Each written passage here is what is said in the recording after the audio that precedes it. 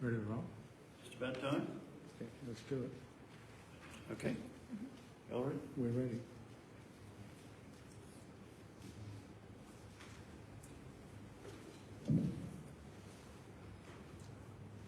Welcome, ladies and gentlemen.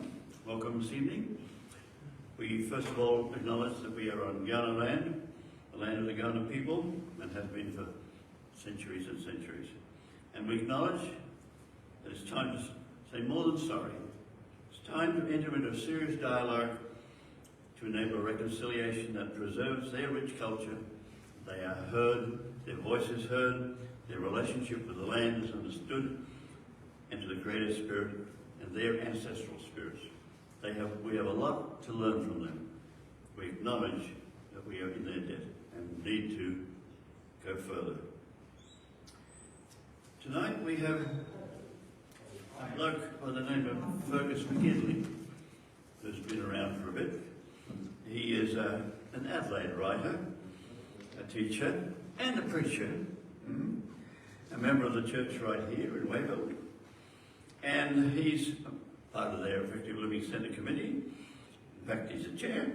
And Fergus has a background in science, philosophy, and education. He's a well-known loose cannon, and he is the author of books, rather provocative books here and there, such as Praying to the God That Doesn't Exist, and The Heavens Declare the Glory of God. I don't know whether I don't think so. Anyway, he has challenged me to try and understand what anti-theology is. So, however, tonight we're focusing on what's up there on the board. The October series is the relationship between faiths past and present. And Fergus is going to teach us how Christianity has influenced the Western mind. Your mind and mine. Fergus, welcome.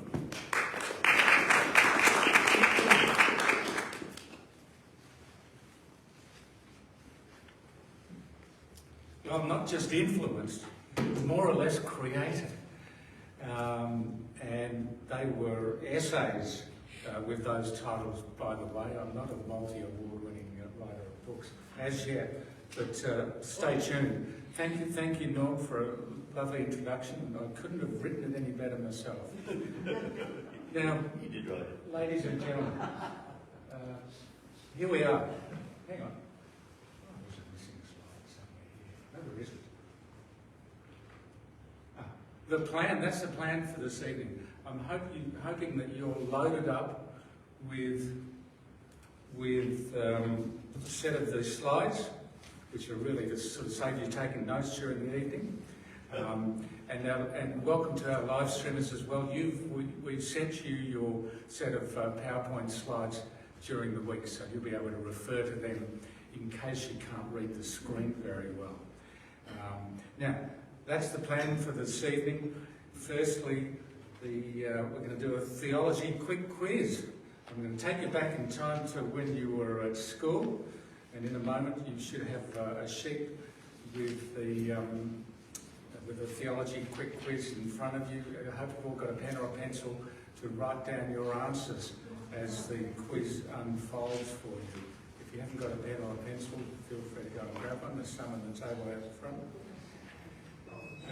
So starting off with the theology quick quiz, then there's part one, breakout groups in the middle, and then part two, and then question time at the end. I'll explain that slightly mangled title of part one in a moment when we get to it. But just to get us all warmed up and in the mood for some amazing theology, let's do a quick quiz.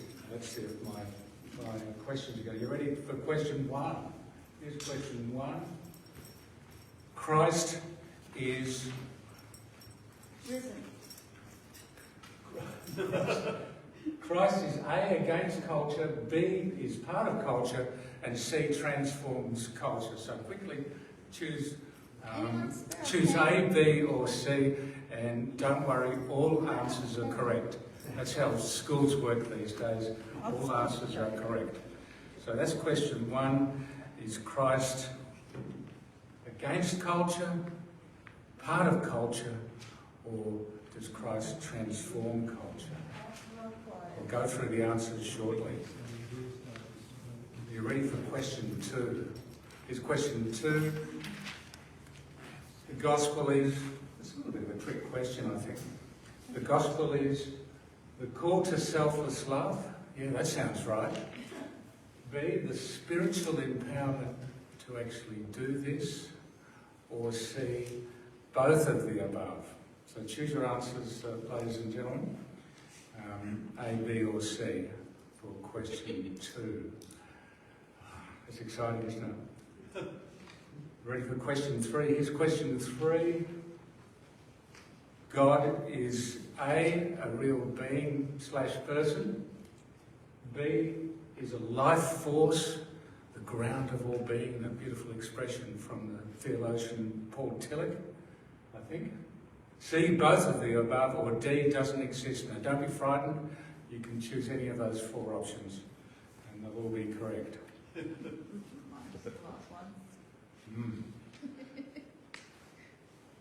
Question 4, ready for question 4? Don't let me rush you. Question 4, the future will be swings and roundabouts, progress is an illusion. A. B. Utopia. Or C. Dystopia. Norman thinks we're already in dystopia, is that right? Yeah. So A, B or C there for your view of what the future will be for the planet, for mankind, humankind. I'm going to put a note here. And finally, 5, democracy is A, the worst form of government except for all the others. You get an extra mark for if you write down the name of what famous person said that. Okay? That's A, with a possible bonus mark there. B, a deeply rooted way of life, relevant to all cultures. C, a Western cultural concept, not relevant to other cultures. And that's their end of the question, ladies and gentlemen. So get ready to correct answers. So give yourself no, you don't give yourself a tick or a cross, you just give yourself a tick. But I'm going to tell you my answers, and my answers are the correct answers. And yeah, that's democracy. That's right there. As usual. And as you'll see, these questions will unfold during the presentation as we go through tonight. Some of them will anyway. We'll go back to question 1. I've got to remember what it was. Christ is, and the answer there is C. Christ transforms culture. But remember, if you've got A or B, that's a tick as well. So C for question 1, I reckon, is the right answer. 2, the gospel is, well, obviously, you're expecting me to say it's going to be C, both of the above. It's not much use hearing a call to selfless love unless you somehow can find or be given the spiritual power to actually do it, because it's not actually very natural.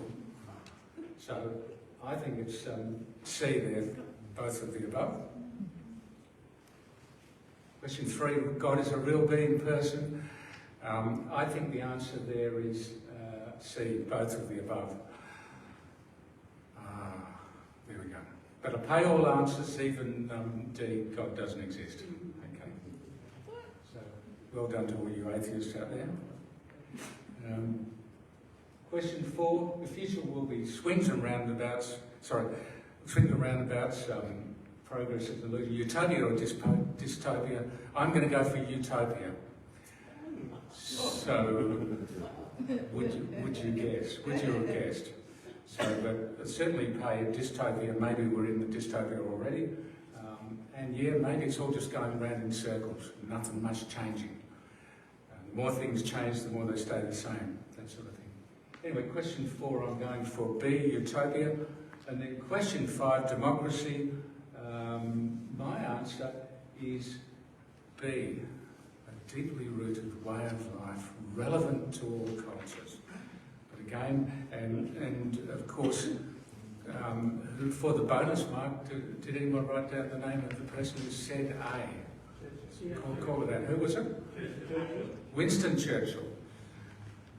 The worst form of government, except for all the others that have been tried, I think he said. So pay A and C there, but I'm going for B. So therefore, ladies and gentlemen, please put your hand up now if you got 5 out of 5. There's a whole lot of people. Oh, you must have. The rest of you must have got 6 out of 5. Put your hand up if you got 6 out of 5 with the bonus mark. I'm wondering what democracy is. I'm not sure what happened to the rest of you who didn't put your hands up.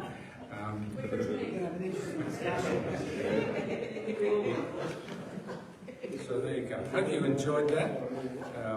And Can we hand out our papers for extra marks? yes, and have you put your name on it? Because I'll be collecting them afterwards. So, make sure you've written your mark out of 5. Have you written your mark out of 5 there? Like 6 out of 5? Yeah. Okay, that's good. All right.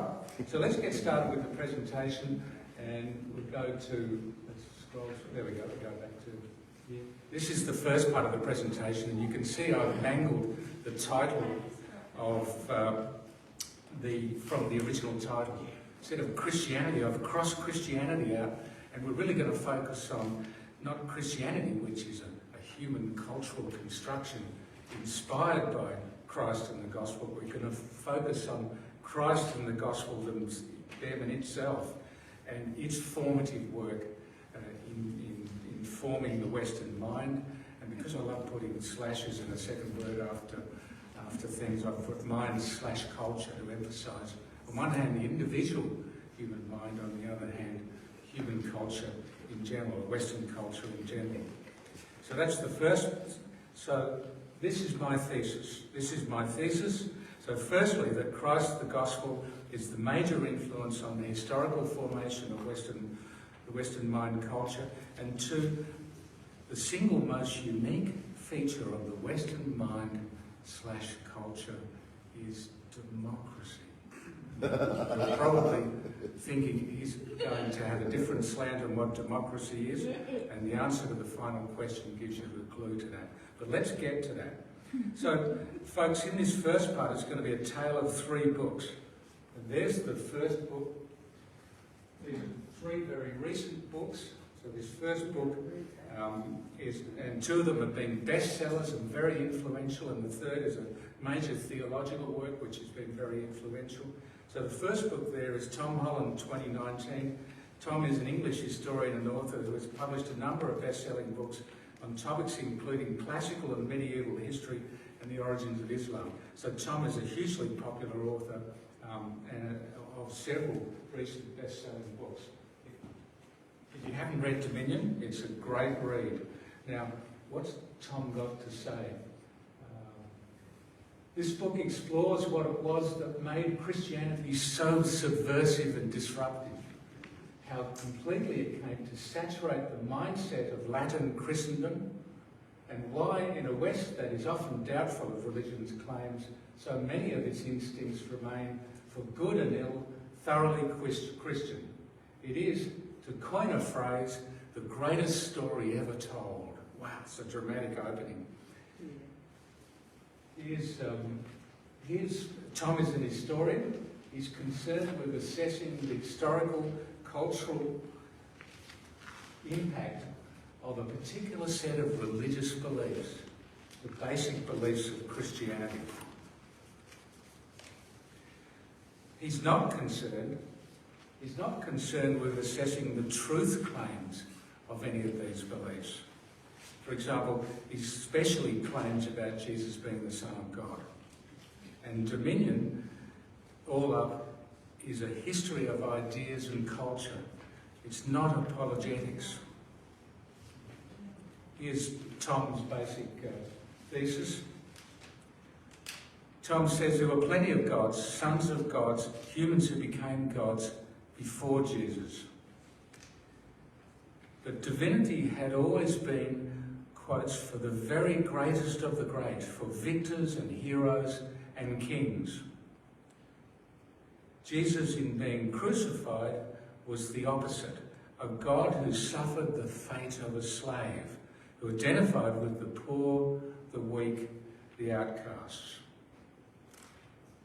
Now, according to Tom, this was a radical new idea of God. The great God of heaven is a God who identifies not with the great and mighty, but with the poor, the weak, the outcast. And belief in, identification with this new idea of God was a radical rupture or break with the past, which in time brought about the radical transformation of the Western mind and culture. Now, this relates to one of the questions on the quick quiz. This new idea of God is not a cultural belief, but a culture-transforming belief. I.e., it is not part of culture. It comes to culture from the outside in order to transform culture.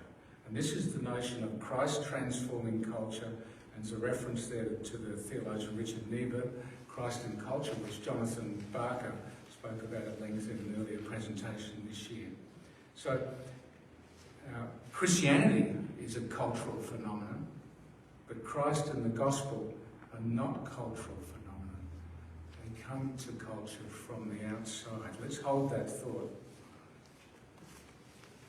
In chapter 3, Mission, the career of Paul is a key part of, according to Tom, a key part of the early formation of Christianity, the early impact of Christ and the gospel. And the practice of neighbour love, the letting go of self, of power, selfless love, kindness, respect, care, generosity, and so on. And everyone is my neighbour. Family, friend, stranger, foreigner, even an enemy. It's universal. No one is excluded. All these things are coming straight out of the teachings of Jesus, straight from the gospel, straight from Christ. And here's the connection to democracy. Paul provides the fusion. He's a fusion man.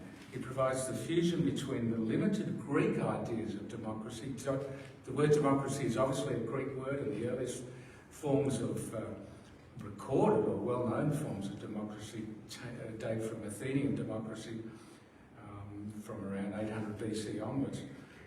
Limited Greek ideas of democracy, which is really a sharing of power. Remember, the Greek Athenian democracy was exclusive to citizens. Everybody else, women, non-citizens, slaves, children were completely excluded from the democratic system. So it was really a sharing of power, not an idea of democracy based on letting go of power, a selfless letting go of power. So we come to the notion of democracy as a way of life, and this is highlighted most especially in the model of the early Christian communities that you read about in the book of Acts. This amazing story of people living together in one spirit, with one set of guiding beliefs, taking care of each other equally, democratically, and inclusive communities, and open to all who would like to participate. So really those early Christian communities, according to Tom, and are really a model, become an early model for a transformation of democracy from its limited forms in the Greek world, classical Greek world, to what starts to become a modern gospel-inspired idea of democracy. Democracy is a way of life, and the church is the witness of democratic living to the world. But historically, of course, it has often been the opposite. The church has often sided with power rather than with the people.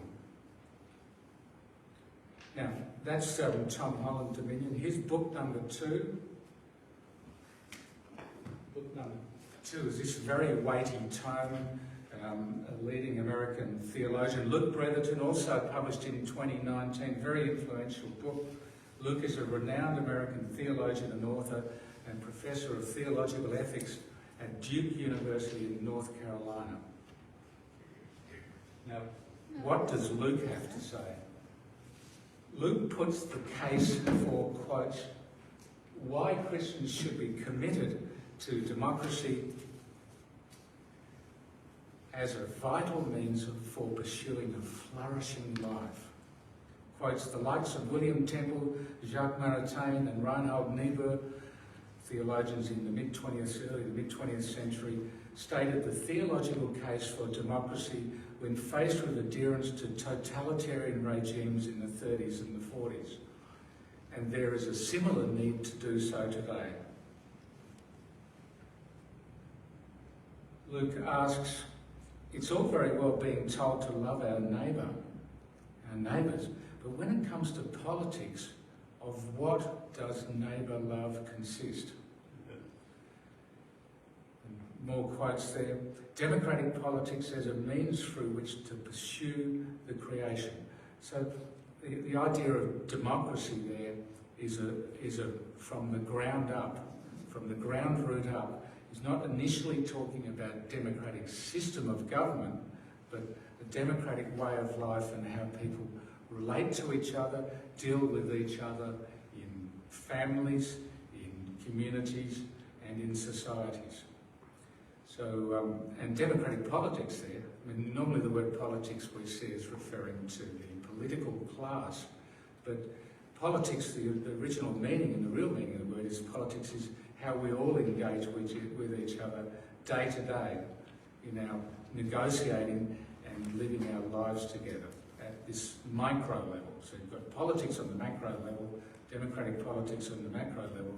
We're really talking about here about democratic politics on the micro level of day-to-day life. Democracy enshrines some central Christian commitments, and so, as a judgment of practical reason, democracy should be an aspirational feature of the political order for Christians.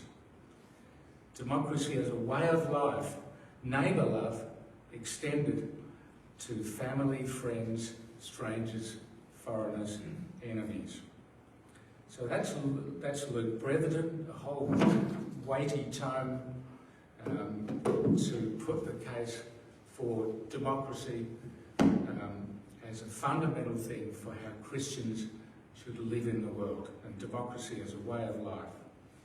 Now, book number 3 in the Pantheon of books is this beautiful book, which is The Weirdest People in the World, How the West Became Psychologically Peculiar and Particularly Prosperous. Another amazing bestseller. This is 2020, Joseph Henrich. Joseph is a renowned anthropologist, professor of human evolutionary biology at Harvard University, no less. Now, what's Tom got to say, Joseph got to say? An amazing book. He says that we modern Westerners are the weirdest people in the world. And weird stands for W for Western, E for educated, I for industrialised, R for rich, and D for democratic. The Western mind or culture, according to Joseph, is unique in human history. Now, how does he think it actually comes about? Where does it come from? And here's Joseph's big thesis. The making of the Western mind, according to Joseph, more or less dates from the Reformation. In fact, from 1517, Martin Luther, sola scriptura, almost from the moment that Luther, got lots of good Lutherans here, that Luther nailed those, how many theses? 99? 95 theses onto the door of the church in Wittenberg. And from that point, there was a massive upsurge in literacy rates. Widespread literacy is what, according to Joseph, the fundamental driver of making the Western mind unique and weird. Joseph writes, slides ran the other way. Joseph writes, Luther is not only created a German translation of the Bible, which rapidly came into broad use, but he began to preach about the importance of literacy and schooling. The task ahead of him was big, since estimates suggest that only about, and can you believe this, about 1% of the German-speaking population was then literate. This is 1517 in Germany, 1%. And elsewhere in the book he puts all the data for literacy at nowhere in the world ever having been, prior to this time, more than about 10% of the population, and in most parts of the world actually 0%. So, but this is Germany around 1517. Remember, in those days, Germany was the sort of wilds of Europe, not the centres of learning in southern Europe and Italy and Greece, the historical centres. But Germany was sort of in the back blocks in those days. Now, sorry if I've stepped on any German heritage people's toes by saying that. So 1% of the population, suddenly in the 16th century, post the influence of Luther and the Reformation, literacy began spreading epidemically across Western Europe. By around 1750, having surged past more cosmopolitan places in Italy and France, the Netherlands, Britain, Italy and France, more cosmopolitan places in Italy and France, the Netherlands, Britain, Sweden and Germany developed the most literate societies in the world. Half or more of the populations in these countries could suddenly read, and publishers were rapidly cranking out books and pamphlets. Luther, I'm quoting here another quote from Joseph, which is not in your notes. Luther not only created the German translation of the Bible, which rapidly came into broad use, he began to preach about the importance of literacy and schooling. Sorry, I'm just repeating an earlier quote. Yeah. But this is the key thing that Luther did. So by the 20th century, we have literacy rates approaching 100%, especially in the Western world and even in most parts of the globe. Literacy transforms people's lives, and the Reformation, which Joseph Henrich clearly demonstrates in his book, the result of meticulous scientific research with a big team of academic researchers. Henrich clearly demonstrates this to be the root cause of this literacy explosion. It was an incredible injection of spiritual power into the world, really from the heart of the gospel itself. That's how we understand the Reformation. Creating in a large part what Joseph Henrich calls the uniquely weird Western mind, with that most important D for democracy and a democratic way of life. Now, that's the three books and their common thesis, what turns out to be their common thesis, coming from very different points of view. One, an historian of culture and ideas. Two, a respected American evangelical theologian, I think you'd describe him. And three,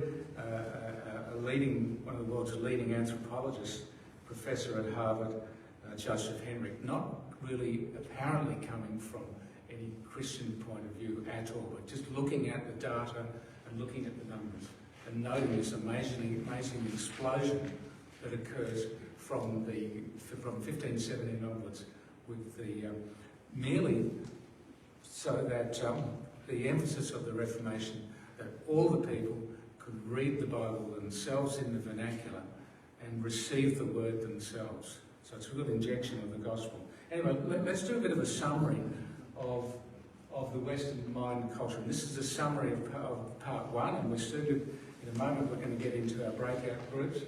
So, the summary of part one there, neighbour love, a democratic way of life is a key feature.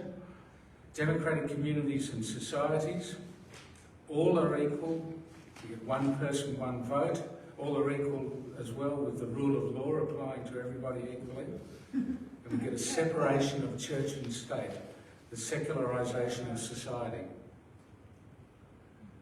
We get universal human rights, the move to universal human rights. The Western democratic mind and culture and societies are open to migrants and refugees. They're open societies. There's a focus on individual freedom. They're cosmopolitan and multicultural. And then, as we'll see in the second half, there's this amazing 20th century phenomenon of the United Nations and the global rules-based order, which is the attempt through the 20th century and into the 21st century to bring about a real democracy amongst the nations. And these are all features of the Western mind and culture. Now, you have your breakout groups. Is that the cool expression, breakout groups? I hope I've got that right. We're going to break out. You're going to form yourselves into small groups of 4 or 5 people. You can all write and fill in. You'll find that you've got a table on the back of your quick quiz questions, which looks pretty much like the table that's on the screen. And live streamers, you've also got your sheets with the breakout table there with the upside and downside. So far, folks, we've focused on all the positives of Western culture and mind, because we've been trying to trace things back to the formative influence of Christ and the gospel, of Jesus Christ and the gospel. But you know, the human mind and culture are flawed expressions of what God has for us. So there's always also a downside. So please now take 10 minutes or so in your groups and live streamers at home as well to do a little bit of a upside-downside analysis of the Western mind and culture.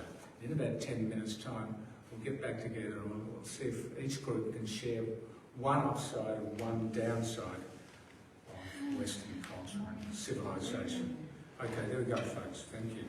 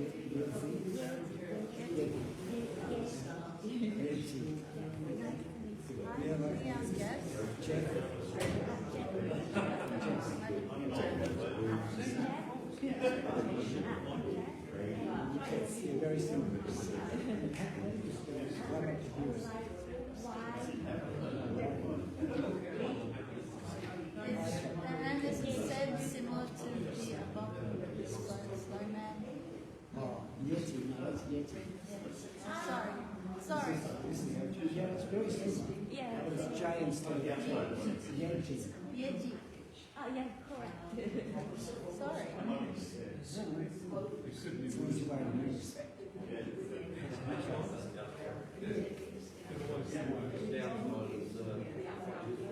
Line upside and downside. Well, on the downside, the rock, pseudo-democratic indoctrination. I think it's all one word.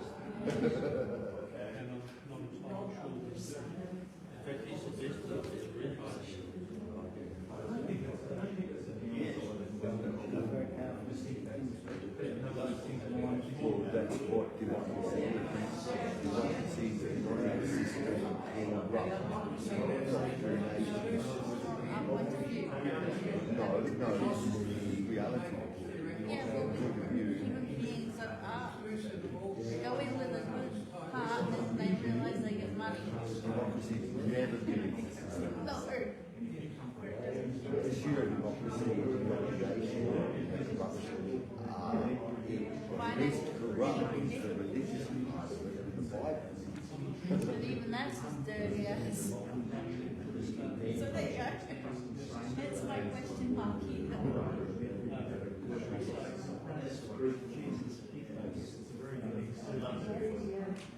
It's not actually democracy. But it's a Western view The Western side, yeah. It's not weird, it's weird. Because it's a pseudo-democracy. Because we all believe we live in democracy. So I think Tito was more democratic and had more to do with the United Nations adopting the educational system. Because Tito gave free education to everybody, but he was not democratic, but he was more democratic than the Western society. It's amazing how democratic China is. And democracy, democracy is defined as the governing of the people, for the people, by the people.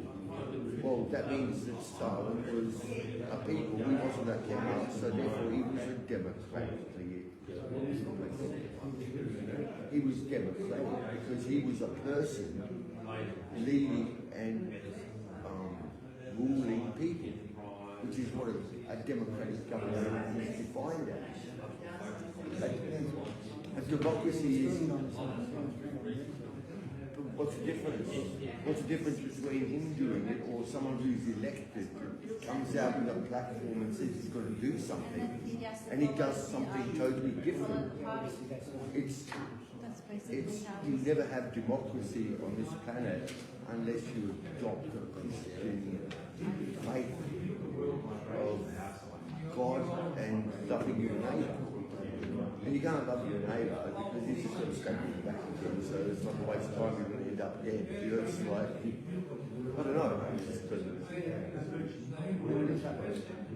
mean, the concept eventually you can get a small community to actually kill each other.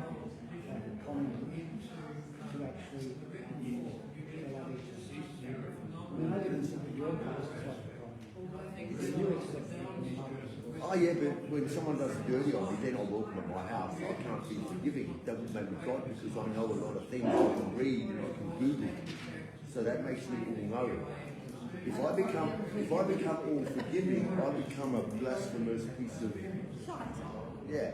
It's like I can't forgive everybody. That makes me God. And that's the way I look at it. So I have a limit that if someone shits on me, I avoid them. I avoid them because I've got the place.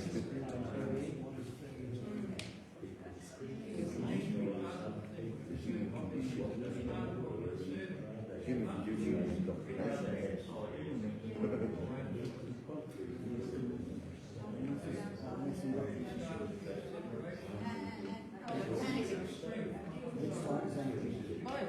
Well, hang on. Anarchy is like, that's It's like, an ideal it's not democracy. It's when what happens when everything violence, everything's over, everyone just gets on with their own without, don't cross the person next to you, otherwise it will come up. And then you just have the mutual respect, okay, that's their place, we don't fuck them. And that takes up Christian racism. But that takes out the democracy that you're arguing about. Yeah. So that becomes like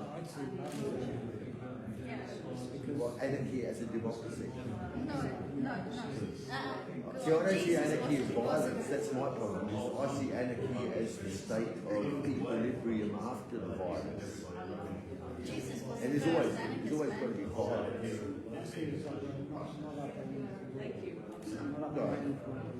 No laws. And living in peace and harmony. and coexisting peacefully with each other. I suppose you could have a democratic anarchy. It's a new one to me. Well, anarchy only exists when it's peace and quiet. Once there's violence in the system, anarchy no longer exists. So. No, it went crazy. You got the best. Enjoy it. How did it go?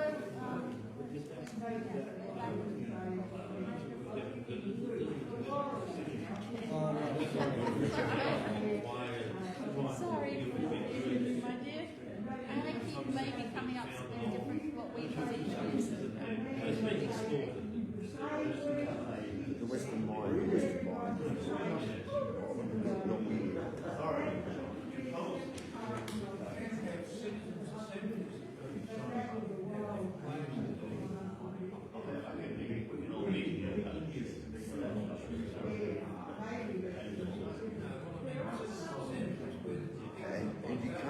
equate anarchy to anarchists, because apparently anarchists are all violent even if they believe in peace and serenity.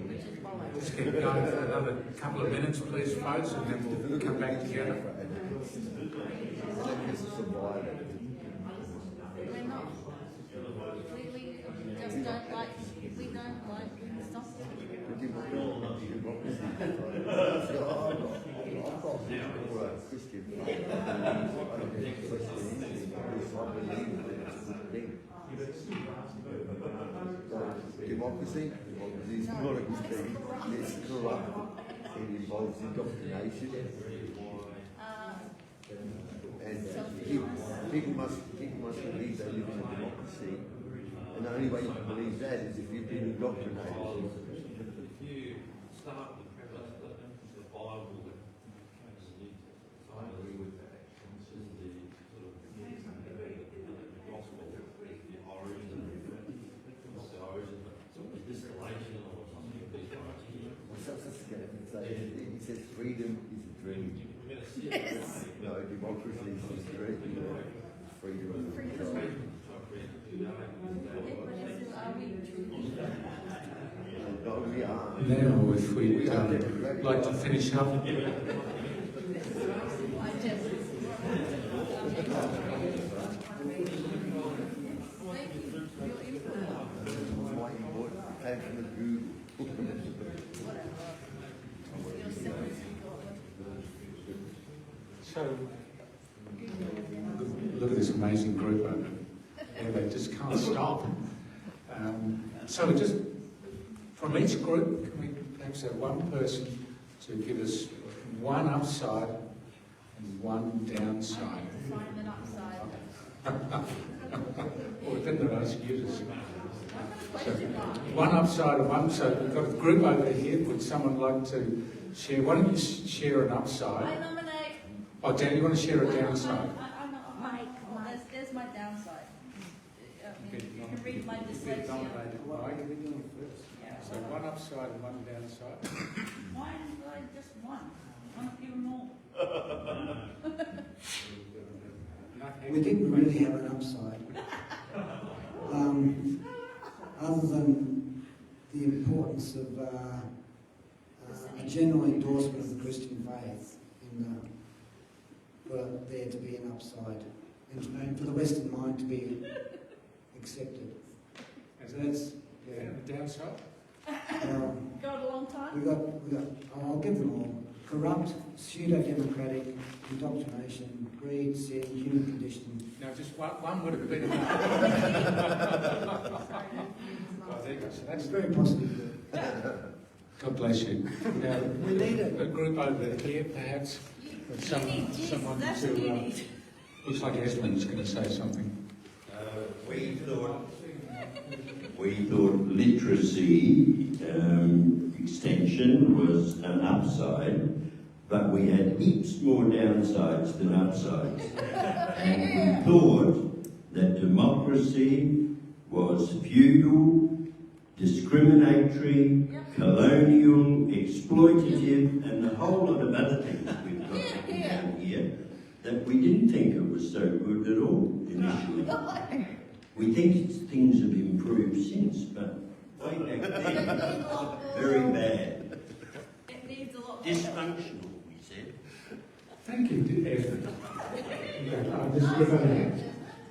Nice work. We sort of went down in the mindset of where the Christian culture has been maybe superimposed on other cultures like in Iraq and Afghanistan, but we were valuing on the upside of all of this in the sense of human rights was the generic upside in all of those situations. But then the downside, you mentioned the colonial angle, the dualistic mindset that we can bring in from our Christian perspective. So those were the two things. So we want to add anything else in? That was it. That's fine. Wealth and education. Oh, yeah. Okay. And the role of education and literacy, yes, which you've already mentioned. Yeah, and the wealth. As upsides or downsides? Upside. Okay. But is there one more group or the two groups here? I've got one here.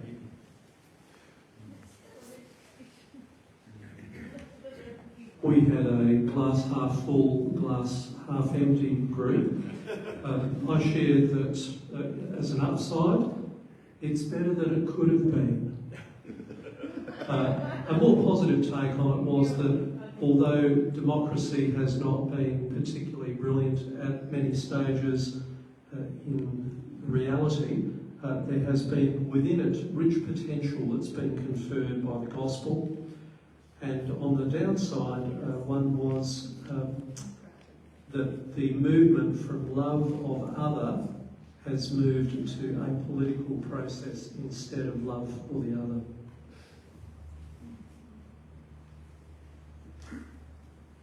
So, lots of downsides, not too many upsides. And I guess you'd say that, stop using that microphone and start using this microphone. I guess you'd say that the two big downsides that are usually quoted, which may sort of summarise everything you said, are the colonialism and capitalism. Did we not get a diatribe against capitalism there? Money. Those two particular C words are the big sins, often seen as the big sins of Western culture. So with the first half of the presentation, all of those basic upsides of Western culture, being and the Western mind being the fruit of the historical influence of the gospel and of Christ's intervention in culture, but the downside, all those flawed human expressions of those ideals. Now, let's get to the second half of the presentation, get my slides going. So the second half is, if you remember back to the earlier slide, the second half is the Western mind / culture in crisis, and there's another slash, paradox, in crisis and paradox. So picking up on all those downsides, the upsides and the downsides, the Western mind and culture in crisis. I'm talking about the present day, but you could probably say at any point in history the Western mind is in crisis and paradox, but it seems to me especially in this day and age. So internal threats to the ideal of democracy and democratic living in the world, the gospel-inspired ideal of democracy and democratic living, social political polarisation. We think of amazing social political polarisation in the US at the moment, but certainly also in Australia and in other Western countries, and the rise of what's called controversial identity politics, politics based around gender, sexuality, race and so on. And then as well as internal threats to democracies within the Western democracies, there are lots of external threats. Liberal democracy up against authoritarianism, Islamism, Russia and China and Iran, the famous axis of evil as described by George W. Bush, the threat of nuclear conflict and threats to what we call the global rules-based order, people breaking the rules and the breakdown of international relations. And then another very big one of the moment is the threat of climate change. It's really a threat and a challenge to democracy, and democracy within and amongst the nations. Now, that's the crisis. But what about paradox? This is the amazing paradox of the moment. Christianity has been the single major influence in creating Western culture, but now Christianity is disappearing in the West, rapidly disappearing. But it's growing faster than ever in Latin America, Africa and Asia, 2.38 billion and rising. So there's the first little bit of a paradox. The amazing thing that's cultural movement that's created the Western culture is now disappearing in the West at alarming rates.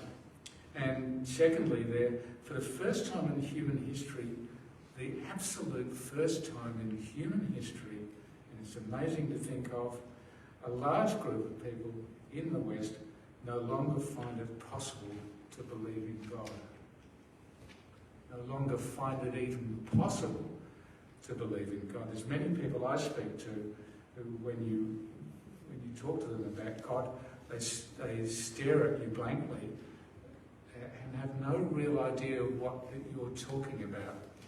They might have a personal, historical, they might have grown up in the church or learning about or knowing about God, but they now have no connection with the idea of God. They can't see God anywhere, and they really look at you incredulously when you start talking about God, as if who would be crazy enough to believe in such a fiction.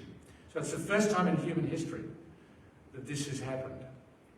A large group of people, a very large group of people, a growing group of people in the West no longer have any idea of or belief in God.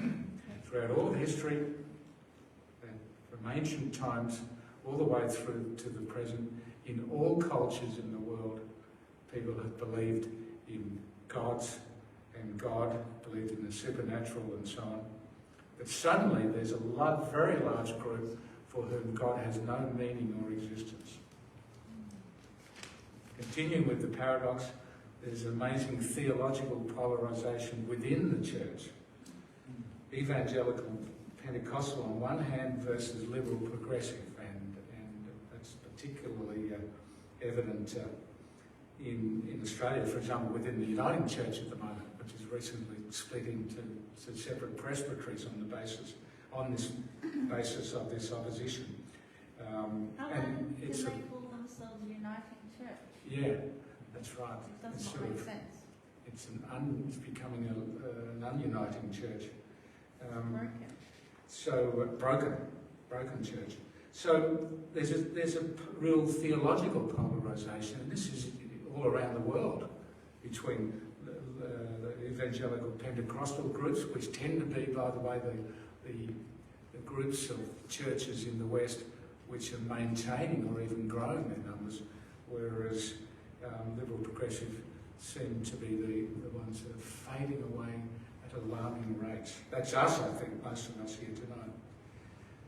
And then, as in the quick quiz questions, the paradox, is it a personal God, a real being whom we can talk to or have a personal relationship with, or is God an immaterial life force, a ground of all being, not an individual persona who interacts with us personally in our lives?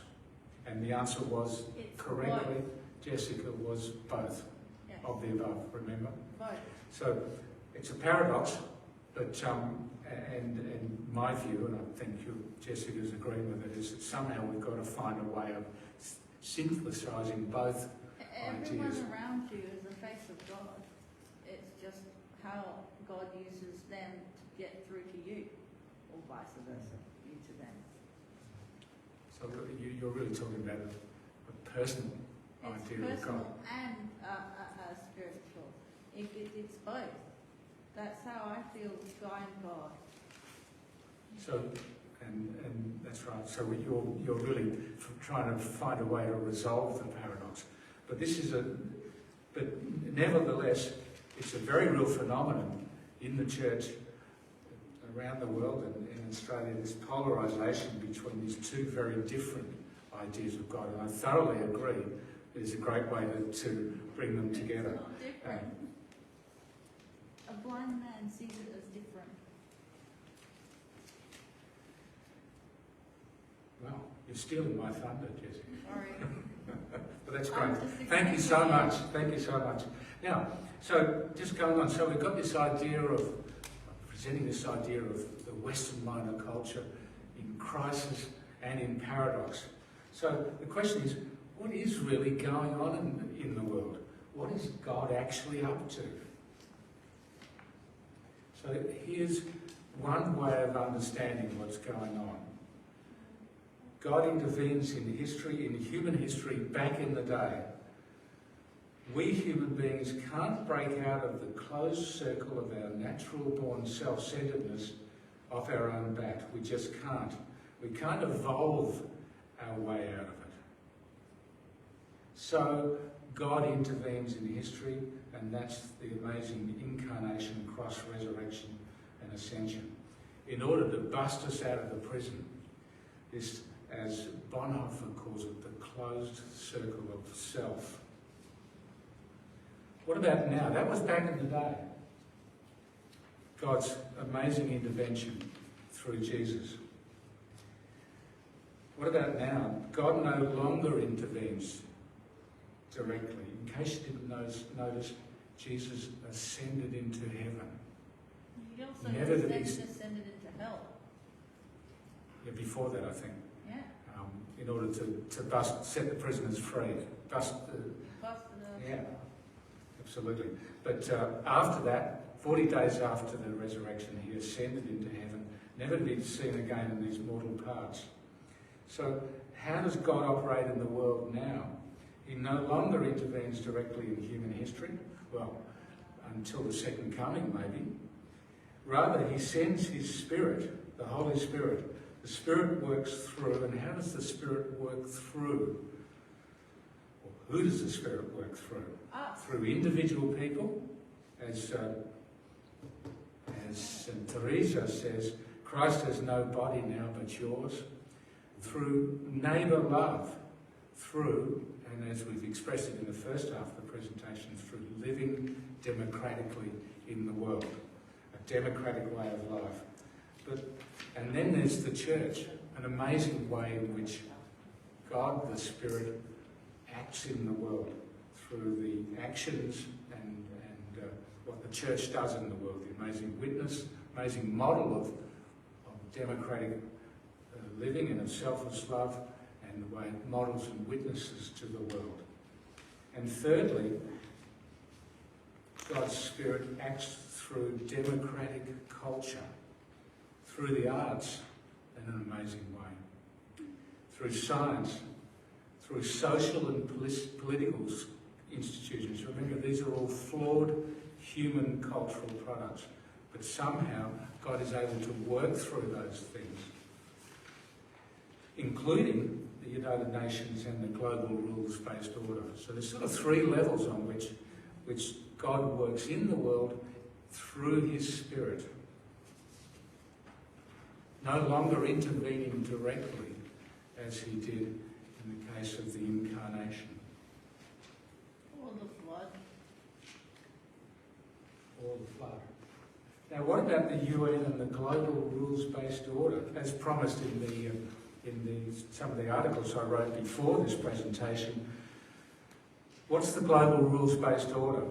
A wet paper bag. It's an attempt to put democracy on a global scale, to establish international rule of law, an attempt through the United Nations and the rules-based order to resolve disputes between the nations, to promote universal human rights, which is an amazing task that the United Nations has undertaken historically, and in more recent times, the UN and the global rules-based order is all about coordinating efforts to combat climate change. Now, there's amazing attempting to coordinate efforts to combat climate change. Now, what about the threats to this global rules-based order, this attempt to get the nations to relate to each other and live together in a positive, harmonious, peaceful and democratic way? The threats, obviously, there's an amazing threat at the moment with the Russian invasion of the Ukraine and how that will pan out. But it is an amazing threat because CNN told you that.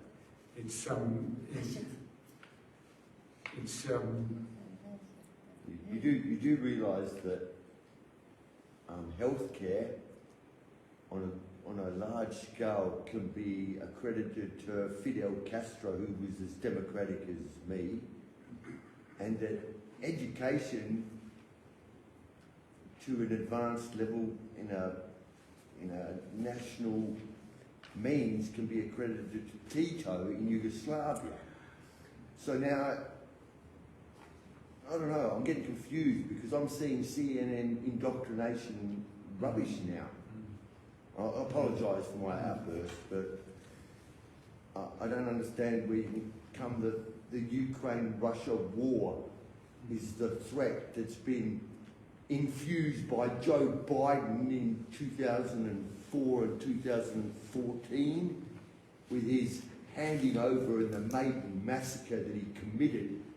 China and Taiwan. Taiwan is recognised as a Chinese province since 1930 or 1940, and the Americans have all their factories for their chips there that they want to take from China that's building Teslas, and I don't know. Amazing. Now, thank you for all that. Can I come? I'd love to talk to you afterwards. Oh, Well, I don't know. Now, I'm vocal. and you know, there's lots of amazing truths in what you said, but I think there's another side to the story. So let's come back to that. And thank you. What's your name again? Jeff. Jeff, My husband. and Jessica. Yeah, good on you guys. Now, so the threat that Russia holds out to the global rules-based order by simply invading the sovereign nation of Ukraine. So that's the first thing there. The threat of China and NATO invaded Russia. Yeah. You can remember that. The threat of China. Just leave it with me for a moment, Jeff. I'll get back to you. Then the problem with China and Taiwan. Obviously, Taiwan no more wants to not be part of China. Taiwan has never declared independence for China and sees itself as a part of China, as China sees Taiwan as a part of China. But the problem with it is really with, on one hand, Taiwan with a democratic system, and on the other hand, China, the much larger part of China, with an authoritarian system. Then you've got all sorts of beautiful expressions, rogue states and bad actors, and unholy alliances. There was a great picture recently of Joe Biden cozying up to Prince MBS, Prince MBS Mohammed bin Salman, the Saudi Arabian Crown Prince, and attempting to shore up an alliance with Saudi Arabia on one hand, which is an amazing authoritarian regime in itself. So we get to this question that always needs to be asked: do we pursue constructive engagement, or do we go for sanctions and isolation? Now, this is the global rules-based order. The idea or ideal of it is spirit-filled. The practice of it is another question, and it's highly contested, and there's all sorts of threats to it. But the ideal of it, to have a situation amongst the nations where the nations live in harmony and positively within nations and between nations, is a beautiful a way in which God's Spirit can work in the world. So God is working in the world through His Spirit, through democratic culture, to build a better world. And the Christian notion here is of the kingdom. What will happen? Will democratic culture win, or will we, humanity, destroy ourselves first through environmental destruction, nuclear conflict, cultural decline, the amazing idea of dystopia? I believe, Jeff, So do I. that democratic culture will win. But I'm an optimist. Whether I'm a rational optimist or an irrational optimist, I don't know. But my optimism is based on a belief in the power of the gospel and God's Spirit to work through and resolve these problems and grow this amazing, beautiful the kingdom in the world. Now, I could be wrong, and we could be bound for destruction, but Jesus will come again eventually either way. Finally, back to the paradox. What will happen to the church? And that's the amazing question that many of us here tonight probably want to know. What will happen to the church? And the question needs to be asked, does it really matter? If democracy wins, for example, and if Jesus is coming back anyway. Next slide. Yeah. Thank you, Noel. And we've got this beautiful idea, which Mike presented a couple of weeks ago, of religionless Christianity, Bonhoeffer. God is beyond, in the midst of our world. Maybe religion will be something that disappears as and is disappearing. But I think that that the church does really matter. The church still needs to proclaim the real, living, transcendent God of love, continuing to act in the world through his Spirit. Otherwise, we'll all be ruined. Humanity definitely can't do it on its own. And that's the bottom line, I think. That humanity can't resolve these problems without the amazing truth of the gospel and the amazing injection and work of the Holy Spirit in the world through individual people, through the church and through the other amazing institutions. So back and finally to the paradox, the church is disappearing, but I think it's needed now more than ever. Amen. Now, let's see if we've got some great questions to ask. We'll bring the microphone around. Yeah. And then Norm will finish off. Is that right? Yeah, I should. No? Just questions. So quick questions. Not so much a question, but I think, the church is disappearing. I would say the current format of the church is disappearing. And in what way it will come up, we're in the process of working out, I think. So I think we need to be open to not just simply what we believe the church is, and to envision it and live it in different ways than what perhaps we have been, or what we've been. A couple more questions or comments before we finish.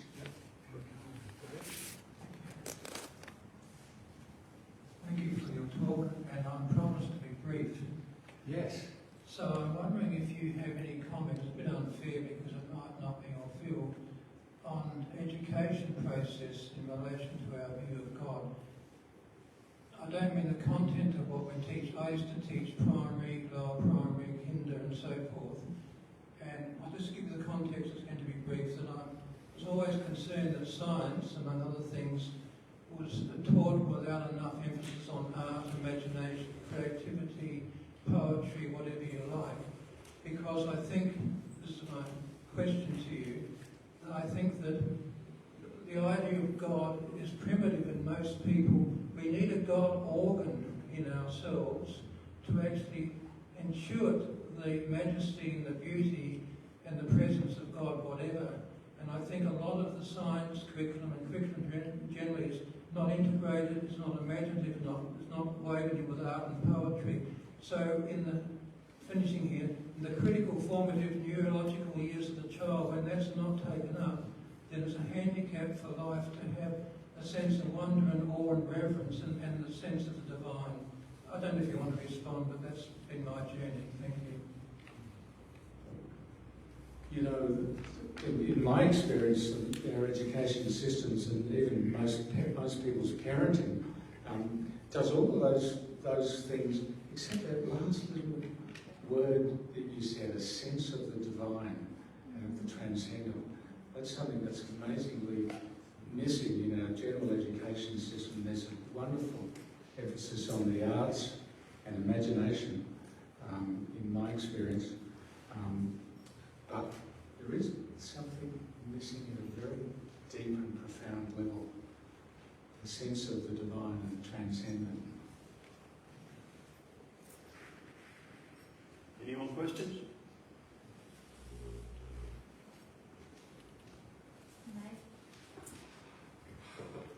Thank God.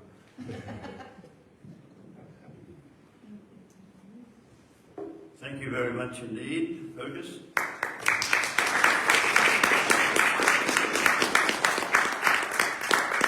Two quick things.